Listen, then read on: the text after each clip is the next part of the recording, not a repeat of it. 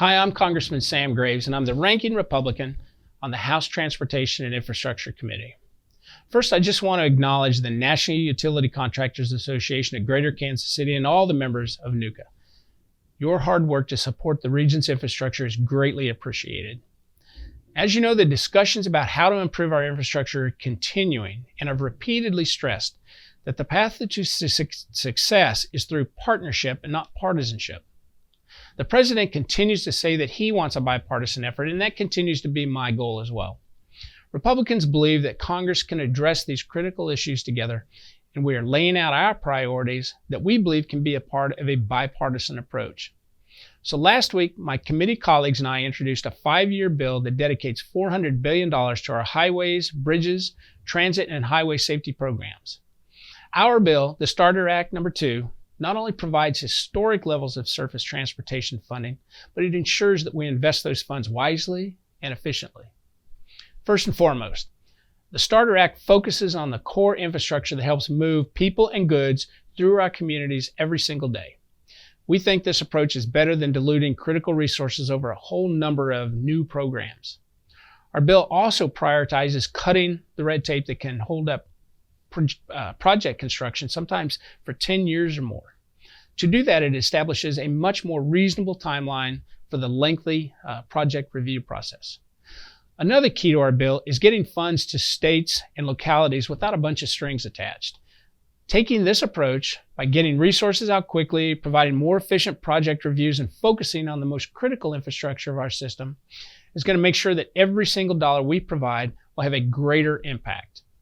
In addition, the Starter Act also makes sure that our rural communities don't get left behind. It incorporates innovation and technology into our infrastructure, and it looks towards the future solvency of the Highway Trust Fund by helping to ensure that everyone pays their share into the system. Now we've put our Republican principles into the Starter Act, my hope is that we can continue working across the aisle to reach a bipartisan agreement in both the House and the Senate. The fact is, Congress has always found a way to work together on infrastructure, and the path forward is going to continue to be through partnership and not partisanship.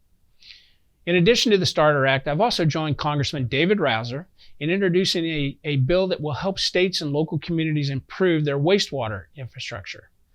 The Wastewater Infrastructure Improvement Act authorizes $14 billion for the Clean Water State Revolving Fund program that many of you are so familiar with.